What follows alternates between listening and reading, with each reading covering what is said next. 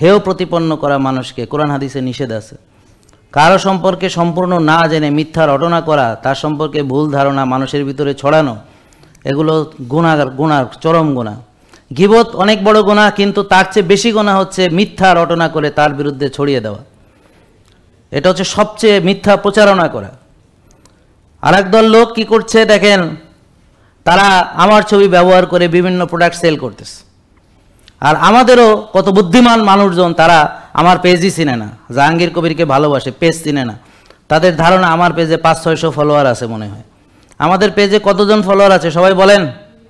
আমি জানি না, কিন্তু আপনি আমাকে ফলো করতেছেন, এটা জানেন না। আল্লাহু আকবার, আল্লাহ আপনাদের ভালো করে হেদায়েত করুক।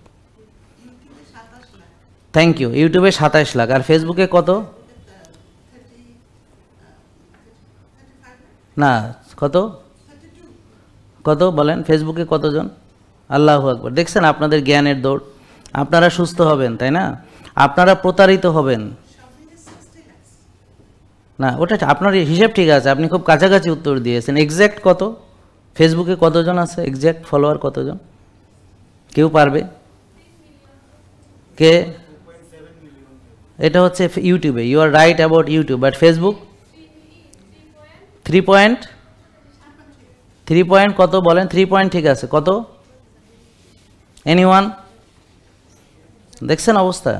আপনারা যদি প্রতারিত না হন, কে হবে আমাকে বুঝায় বলেন। আপনারা জানেনই না আমার ফেসবুকে কতজন ফলোয়ার, তাইলে তো আপনি যে কোনো আমার ছবি দেখলে কবেন এটা জাহাঙ্গীর কবিরের পেজ। আপনি আমার পেজ কিনা বোঝার জন্যে 3.4 মিলিয়ন ফলোয়ার আছে এখন বর্তমানে আমার পেজে।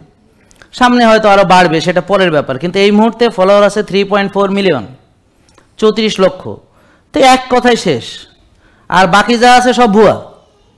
ওকে, এটুক যাদের বুঝবে না তার তো উচিত প্রতারিত হওয়া, ধরা খাওয়া, টাকা পয়সা দিয়ে এটা ধরা খাইলে শিখবে, কারণ ঠেকে শিখবে, তাই না?